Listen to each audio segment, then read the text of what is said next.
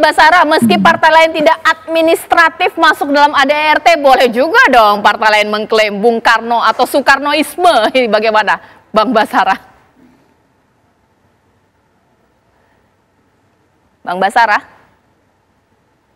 Ah ya, ada sedikit gangguan ya dengan komunikasi Bang Basara, nanti ditanggapi. Tapi mungkin sekarang saya ingin minta kepada Mas Agung. Ini baru satu pernyataan. Nanti sebenarnya ada pernyataan lain yang juga sudah sempat disampaikan oleh Bang Basara ya, bahwa pernyataan bahwa partai politik yang tidak mau diajak kerjasama ini juga jangan mengganggu. Sebenarnya ini mengatakan bahwa hubungan antara kedua partai ini memang bisa kategorikan sudah semakin intens atau bagaimana, Mas Agung? Iya, saya masuk dari awal. Kalau hitung-hitungannya sekarang secara kuantitatif kan setelah PKB dan Nasdem merapat, artinya ketika nanti partai lain bergabung itu menjadi hanya sebatas pelengkap saja. Sehingga memang kode-kode ketika Rakernas PDIP nanti akan diselenggarakan, arahannya memang PDIP ingin tetap berperan strategis. Nah, kalau dalam situasi kuantitatif tadi PDIP hanya pelengkap saja, otomatis ini nggak menarik buat PDIP untuk bergabung.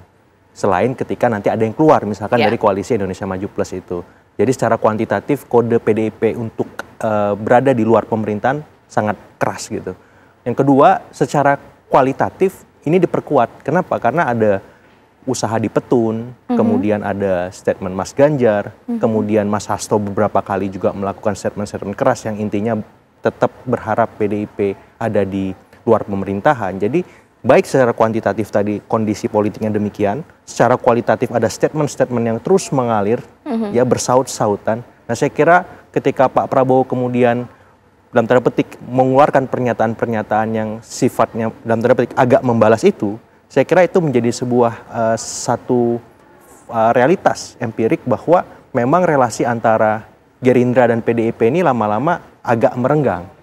Ya, karena memang Gerindra dari awal ingin merangkul, ingin melibatkan PDIP, tapi sampai hari ini Pak Prabowo dan Ibu Mega kan belum bertemu, walaupun dalam rangka hanya sebatas komunikasi politik saja sebenarnya, bukan untuk ngomong yang lain-lain. Jadi komunikasi politik ketika momen Syawal lewat, sekarang momen Julkaedah gitu kan. Jadi saya melihat memang arahannya semakin merenggang dan nanti saya mau tanya Bang Basara gimana kisi-kisi Rakernasnya seperti nanti itu. Bang Basara juga belum menjawab pernyataan dengan saya bahwa meski tidak ada ERT partai yang memasukkan falsafah atau ajaran-ajaran Soekarno, boleh untuk mengklaim jangan hanya PDIP saja. Selain itu juga boleh diberikan tanggapannya mengenai partai politik yang nggak mau diajak kerjasama, ya jangan ganggu. Sesaat lagi. Ya, karena tadi sedikit terganggu komunikasi saya dengan Bang Basara, sekarang saya akan minta Bang Basara untuk memberikan tanggapan. Karena tadi Bang Daniel mengatakan bahwa nggak apa-apa PDIP mengklaim punya ajaran yang begitu baiknya masuk ke dalam ADART. Tapi meskipun ada partai yang tidak secara administratif dalam tanda kutip memasukkan dalam ADART-nya, boleh juga mengklaim sebagai Soekarno sekali. Tidak hanya PDIP. Bahkan juga pernyataan Pak Prabowo, partai yang tidak mau diajak kerjasama jangan ganggu. Ini pendapat PDIP seperti apa, Bang Basara? Caca, memasukkan ajaran Bung Karno dalam doktrin kepartaian dan di dokumen partai adalah sebuah pilihan ideologis bagi setiap partai politik. Apakah itu dilarang? Tidak. Karena konstitusi kita memberikan kebebasan berserikat, berkumpul, mengeluarkan pendapat secara lisan dan tulisan. Salah satunya adalah berkumpul dalam organisasi partai politik. Dan undang-undang partai politik memberikan kebebasan setiap partai politik untuk memiliki platform, ideologi, dan perjuangannya masing-masing. Bagaimana dengan partai politik lain? Jika ingin memasukkan doktrin ajaran Bung Karno dalam sistem kepartaiannya, tentu bebas. Karena sekali lagi itu pilihan ideologis. Jadi dengan demikian, tidak ada satupun partai politik di Republik Indonesia ini yang dapat mengklaim Bung Karno hanya menjadi milik satu partai politik itu.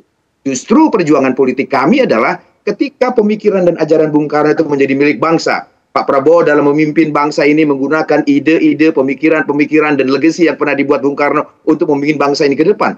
Kami tentu bersyukur dan berterima kasih karena itulah tujuan perjuangan kami.